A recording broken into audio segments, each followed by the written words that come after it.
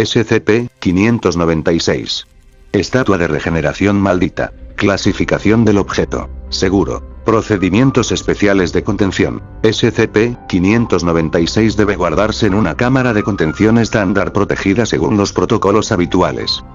Se debe prestar atención para no permitir el contacto físico directo con SCP-596. Solo los sujetos de clase D que hayan sido asignados deberán hacerlo. Los sujetos deben ser examinados médicamente antes de que un nuevo sujeto sea asignado a SCP-596.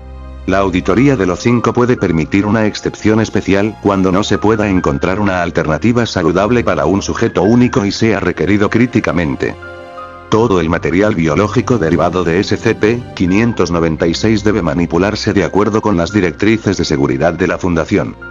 Como se ha descubierto que los tranquilizantes impidan la efectividad de SCP-596, los sujetos deben permanecer conscientes cuando sean asignados a SCP-596. Naturalmente, se necesitarán restricciones para facilitar la participación de un nuevo sujeto. Se recomienda que los nuevos sujetos sean sujetados a la mesa de operaciones con un brazo extendido hacia afuera del cuerpo.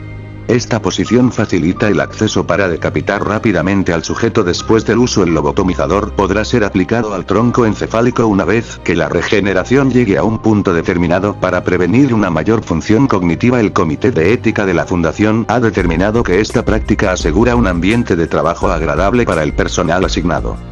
Después de que el nuevo sujeto ha sido asignado a SCP-596, el antiguo sujeto puede ser desechado. La sangre y otros materiales de recolección de fluidos pueden estar vinculados al nuevo sujeto, y la extracción de órganos puede comenzar. Descripción. SCP-596 es una estatua de serpiente de bronce de 63 centímetros de alto. Se cree que es una representación de datos borrados. SCP-596 fue recuperado de un hospital en Datos Borrados bajo el poder de Datos Borrados, sospechoso por las autoridades locales de ser un ladrón de tumbas. Aunque las implicaciones son claras, la ubicación original de SCP-596 es aún desconocida. Cuando una persona tiene contacto físico con SCP-596, es incapaz de dejar de hacer contacto o mover la estatua ellos mismos. La única manera de sacar completamente a un sujeto es que otra persona haga contacto físico con SCP-596, en cuyo momento el sujeto original expirará. Cuando se encuentra en contacto con SCP-596, cualquier herida o lesión se curará a una velocidad increíble. El sujeto también muestra molestias extremas, aunque la naturaleza de estas molestias es desconocida. El efecto regenerativo de la estatua es tal que si el sujeto es extirpado quirúrgicamente de SCP-596, el sujeto expirará y un nuevo cuerpo crecerá de las partes que aún están adheridas a SCP-596. Anexo. Registro de experimentos. 17 de febrero de Datos Borrados. SCP-596 llevado con el sujeto datos borrados sedado. Colocados en una cámara de contención bajo observación. El sujeto parecía inquieto y dolorido, con la ansiedad creciendo a medida que el sedante iba desapareciendo. Una vez consciente, el sujeto comenzó a gritar incoherentemente y a retorcerse en lo que parece ser una gran angustia. A pesar de esto, el sujeto no pudo mover a SCP-596. El comportamiento es consistente con dolores considerables, pero no hay indicios de que sea físico o psíquico. 18 de febrero de Datos Borrados. Datos Borrados aún no responde a las preguntas u otros estímulos. El sujeto fue trasladado con bastante facilidad cuando el personal con guantes trasladó a SCP-596. El sujeto no puede tomar alimentos o agua, por lo que se puede requerir una vía intravenosa. Sin embargo, se observarán los efectos de la inanición primero. 10 de marzo de Datos Borrados. 3 semanas después de su llegada y Datos Borrados no muestra efectos de inanición o deshidratación. El sujeto ha permanecido en constante movimiento y gritando sin dormir durante el período entero. Los medios por los que SCP-596 sustenta al sujeto pueden ser de utilidad, siempre que se puedan eliminar los otros efectos secundarios. De lo contrario, se sugiere que SCP-596 sea planificado para su destrucción. 13 de marzo de Datos Borrados. Datos Borrados dejó de gritar a las 12:04 de hoy. El sujeto fue sedado y examinado. El examen mostró que las cuerdas vocales del sujeto estaban completamente destrozadas. 15 minutos después de que la sedación desapareció, el sujeto volvió a gritar. Un examen posterior mostró que las cuerdas vocales estaban completamente curadas. Este efecto curativo aporta una nueva promesa a SCP-596. 14 de marzo de datos borrados. Límites comprobados del efecto curativo de SCP-596. Sujeto sedado y dedo del pie izquierdo amputado. Ninguna regeneración mostrada hasta que el sujeto recobró la conciencia, con lo cual el dedo del pie se regeneró en 26 minutos. El pie derecho amputado sin sedación. La regeneración comenzó inmediatamente y concluyó en 83 minutos.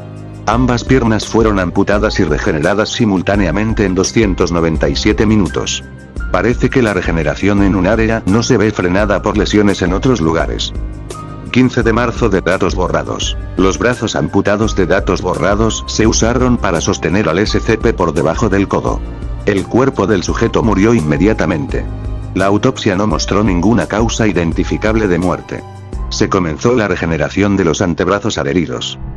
16 de marzo de datos borrados. El sujeto comenzó a retorcerse a medida que se desarrollaban los sistemas motor y nervioso. Los gritos comenzaron de nuevo a las 7:36 tan pronto como el aparato respiratorio era capaz. Regeneración completa a las 21:05. 17 de marzo de datos borrados. Sujeto sedado y contenido, hipodérmico introducido en la vena cubital mediana. Varias pintas de sangre extraídas antes de la caída de la presión arterial impidieron una mayor acumulación. Al recobrar el conocimiento, la presión arterial mejoró y la extracción de sangre pudo reanudarse.